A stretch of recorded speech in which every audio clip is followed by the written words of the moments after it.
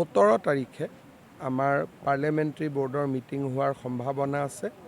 17 তাৰিখে গধূলি অকল যোৰহাট নহয়, ভাৰতীয় জনতা পাৰ্টীয়ে প্ৰতিদ্বন্দ্বিতা কৰিব বিচৰা আটাইকেইটা চিটৰে তালিকা একেখন লিষ্টতে প্ৰকাশ পাব।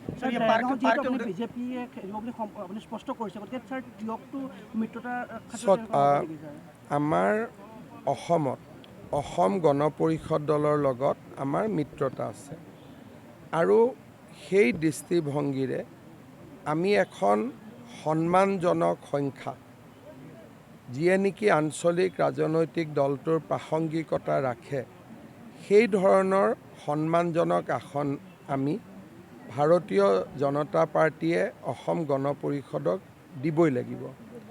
সেই ক্ষেত্ৰত স্বাভাৱিকভাৱে বিজেপিৰ কাৰ্যকৰ্তাসকল সন্তুষ্ট নোহোৱাটো স্বাভাৱিক, কিন্তু ডাঙৰ স্বাৰ্থত আমি কেতিয়াবা ক্ষুদ্ৰ স্বাৰ্থ পৰিত্যাগ কৰিব লাগে।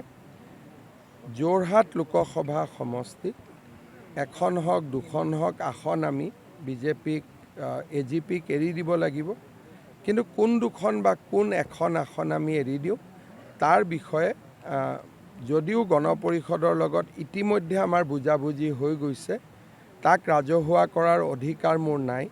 কেন্দ্ৰীয় সংসদীয় বোৰ্ডৰ মিটিঙৰ পিছতহে তাক আমি ৰাজহুৱা কৰিম। 17 তাৰিখে আমাৰ পাৰ্লিয়ামেণ্টাৰী বোৰ্ডৰ মিটিং হোৱাৰ সম্ভাৱনা আছে।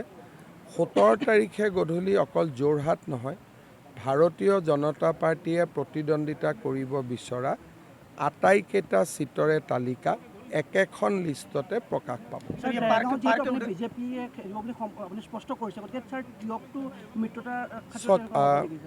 আমাৰ অসমত অসম গণ পৰিষদ দলৰ লগত আমাৰ মিত্ৰতা আছে আৰু সেই দৃষ্টিভংগীৰে আমি এখন সন্মানজনক সংখ্যা যিয়ে নেকি আঞ্চলিক ৰাজনৈতিক দলটোৰ প্ৰাসংগিকতা ৰাখে, সেই ধৰণৰ সন্মানজনক আসন আমি ভাৰতীয় জনতা পাৰ্টীয়ে অসম গণ পৰিষদক দিবই লাগিব।